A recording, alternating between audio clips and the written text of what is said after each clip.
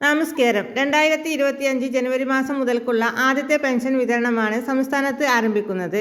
8000 കോടി രൂപയാണ് കഴിഞ്ഞ ദിവസം കേന്ദ്രം അനുവദിച്ചത്. കടപ്പത്രങ്ങളുടെ ലേലം ഇന്ന് നടക്കും.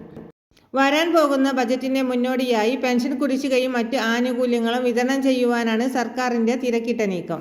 ഈ സാഹചര്യത്തിൽ കേന്ദ്രത്തിൽ നിന്ന് തുക അനുവദിച്ചത് സംസ്ഥാന സർക്കാരിന് വലിയ ആശ്വാസകരമായി തീർന്നിരിക്കുകയാണ്. വിവിധ സ്കീമുകളിലായി പെൻഷൻ തുക കൈപ്പറ്റുന്ന ഗുണഭോക്താക്കൾക്ക് ആനുകൂല്യങ്ങൾ എത്തിച്ചേരും. മറ്റൊരറിയിപ്പ്.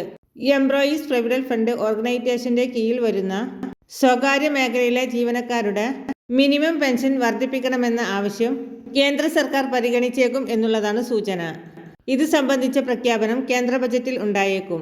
നിലവിൽ പ്രതിമാസം 1000 രൂപയാണ് മിനിമം പെൻഷൻ. ഇത് ഉയർത്തണം എന്നുള്ളതാണ് ജീവനക്കാരുടെ ആവശ്യം.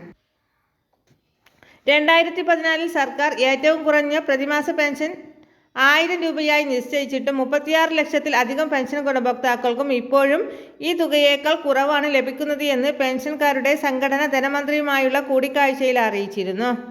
ധനമന്ത്രിയുമായുള്ള ബജറ്റിന് മുന്നോടിയായുള്ള ചർച്ചയ്ക്കിടെ മിനിമം പെൻഷൻ 1000 രൂപയായി വർദ്ധിപ്പിക്കണമെന്ന് ട്രേഡ് യൂണിയനുകൾ ആവശ്യപ്പെട്ടിരുന്നു.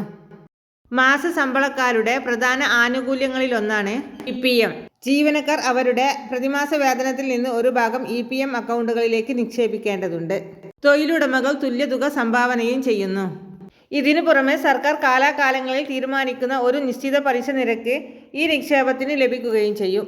എല്ലാവിധ സർക്കാർ അറിയിപ്പുകളും തുടർന്നും നിങ്ങളിലേക്ക് എത്തുവാൻ വേണ്ടി ഈ ചാനൽ സബ്സ്ക്രൈബ് ചെയ്യാൻ മറക്കല്ലേ.